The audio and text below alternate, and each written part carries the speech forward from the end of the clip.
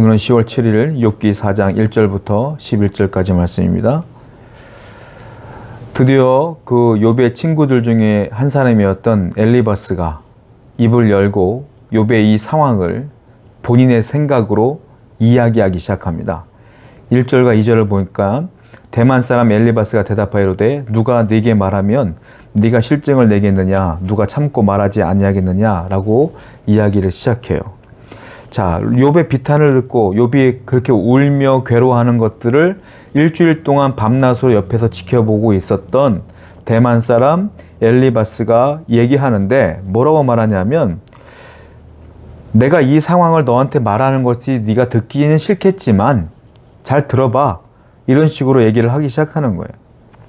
그리고 이제 뒤에 말을 보면은 한마디로 말하면은 정석적인 논리로 얘기를 해요. 인과응보 사상이라고 해서 죄가 있으면 하나님이 죄를 갚으신다 라는 뜻으로서 쭉 이야기를 하는 거예요. 욥에게. 쉽게 말하면 입 바른 소리 하는 거예요. 야, 네가 이렇게 힘들어하는 것, 와이프 도망한 것, 자녀도 다 죽은 것, 재물 다 날라간 것, 너 병든 것, 다 네 죄 때문이야 라고 엘리바스가 이야기하기 시작한다는 거예요. 입 바른 소리 하는 거죠. 맞는 얘기죠. 어떻게 보면 논리적으로. 그런데 이 욥 같은 경우는 굉장히 특수한 상황이잖아요. 일반적으로 죄를 지었기 때문에 온 고난이 아니잖아요. 그런데 그건 고려하지 않고 지금 입 바른 소리를 하는 거예요. 자, 사람이요, 위로를 받는 말은 입 바른 소리로 위로받는 게 아닙니다. 내가 어렵고 힘들 때 그걸 공감해주는 말, 그리고 토닥여주는 그 위로함, 그걸 위로받는 것이죠. 옆에 앉아갖고 내가 잘난 맛으로, 내가 알고 있는 기준으로 따박따박 얘기해준다고 위로받고 좋아해줄 사람 누가 있겠어요? 그렇습니다. 여러분들이 누군가를 위로해 주려면 잘된 것, 잘못된 것 딱딱 지적해 주는 것이 아니라 그냥 옆에 가만히 앉아 있으면 돼요. 얘기해 주는 거 들어주면 되고 그냥 토닥여 주면 되는 거 아니겠습니까? 그게 참 위로죠. 교회는 그런 위로함들이 넘쳐야 될 줄로 믿습니다. 자, 3절부터 5절 말씀 보면 이제 엘리바스가 맨 처음에 욥을 칭찬으로 시작을 해요. 대화를 시작할 때 먼저 3절, 보라, 전에 네가 여러 사람을 훈계하였고 손이 늘어진 자를 강하게 하였고, 네가 원래는 위로주는 사람이었잖아.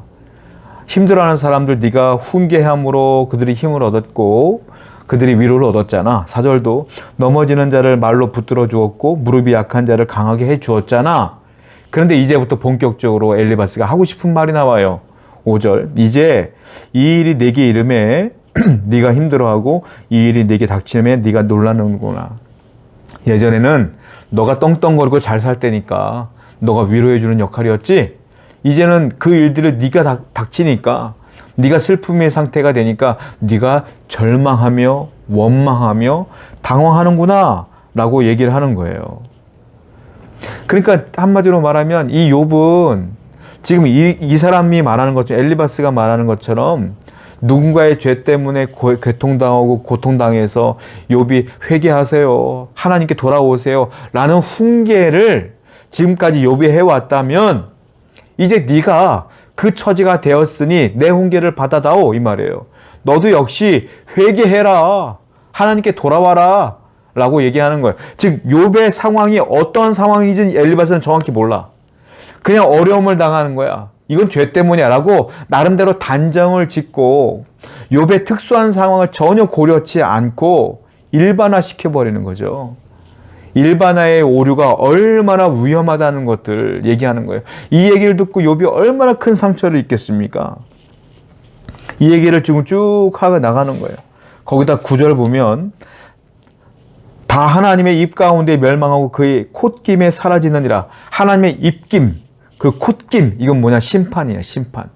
즉 하나님이 너 심판한 거야, 이렇게 얘기하고 있어요. 하나님이 욥을 심판했습니까? 아니잖아요. 우리는 알잖아요. 마귀가 지금 시험하는 거 하나님이 그냥 허락해 준 것 뿐이잖아요. 근데 엘리바스는 자기가 하나님이야, 다 판단해, 다 알아, 지혜로워, 자기가 다 결정했어, 이건 욥의 죄 때문이고 하나님은 지금 심판하는 중이야, 완전히 잘못된 얘기를 지금 얘기하고 있는데 어떻게 보면 이게 굉장히 일반적인 진리이기 때문에 맞는 말 같기도 해. 그런데 이것은 욥에게는 맞지 않는 말이겠죠. 그러니까 사람의 상황에 따라 그 일이 왜 벌어졌는가를 정확하게 진단하고 알아야 되는데 알지 못하고 일반적인 얘기를 해버리니까 욥이 얼마나 큰 상처가 되겠습니까? 기억해야 돼요. 우리는 사람을 함부로 판단해서는 안 됩니다. 절대로. 그 사람이 어려움을 당한다고 해서 죄인일까요? 그 사람이 고난당한다고 해서 죄인일까요? 그 사람이 물질적으로 승승장구한다고 해서 의인일까요? 그 사람이 하는 사업마다 잘 되기 때문에 하나님이 사랑하는 사람일까요? 아니면 어떤 사람은 하는 일마다 잘 안 돼. 그러니까 그 사람은 저주받은 사람일까요? 모르는 거잖아요. 아무도 모르는 거야. 하나님의 섭리와 계획은 아무도 모르는 거잖아요. 우린 다만 기도해 줄 뿐이죠. 근데 엘리바스는 다 판단하고 있어. 전부 다. 사람을 함부로 판단해서는 안 됩니다. 이것은 어리석은 거고요. 이것은 사람의 영혼을 죽이는 행위예요. 세우는 가족 여러분, 여러분들은 우리 성도들 누구도 판단하지 마십시다. 판단해서는 안 되고 누군가가 내 마음에 안 들면 판단하지 말고 기도해 주세요. 또 누군가는 여러분들의 마음에 안 들 수가 있어. 그 사람도 판단하지 말고 그 사람을 위해 기도해 주시는 거야. 그러면 서로 기도해 주는 교회가 되며 더욱더 아름다운 교회가 되지 않겠습니까? 판단하지 말자. 판단은 하나님께 맡기는 거예요. 10절 말씀 보니까 사자의 우는 소리와 젊은 사자의 소리가 그치고 어린 사자의 이가 부러지며 사자는 사냥한 것이 없어 죽어가고 암사자의 새끼는 흩어지느라. 사자는 누구를 말하냐면 악인을 말하는 겁니다. 죄인. 엘리바스가 나름대로 비유를 해서 말해요. 사자의 비유를 얘기하는데 사자는 결국 늙는다. 사냥감이 없어진다. 결국 죽는다. 결국 무슨 말이에요? 욥, 너는 사자야 이 말이에요.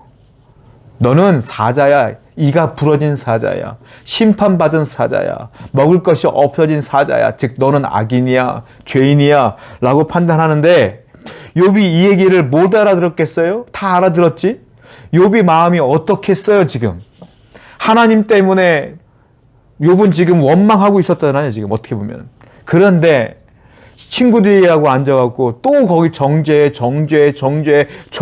계속 해버리니까 얼마나 힘들겠어요. 여러분, 아까 말씀드린 것처럼 누가 고난당한다고 해서 다 악인은 아닙니다. 하나님의 선한 뜻이 있는 것도 있어요. 그러므로 우리는 항상 판단하지 말고 누가 어려움을 당하면 기도해주고 누가 잘 되면 축복해주고 또 누가 어려움을 당하면 기도해주며 이렇게 서로 기도해주고 위로해주는 공동체가 되어야 될 줄로 믿습니다. 오늘도 여러분 주위에 누군가가 힘들어한다면 입 바른 소리보다는 위로해주고 기도해주는 귀한 사역을 감당하시길 바랍니다. 기도하겠습니다. 성도는 서로를 위해 기도하는 것입니다. 우리는 누구도 판단할 수 없습니다. 그 사실을 기억하여 늘 하나님께 기도하는 백성 될 수 있도록 인도하여 주옵소서. 예수님의 이름으로 기도드렸습니다. 아멘.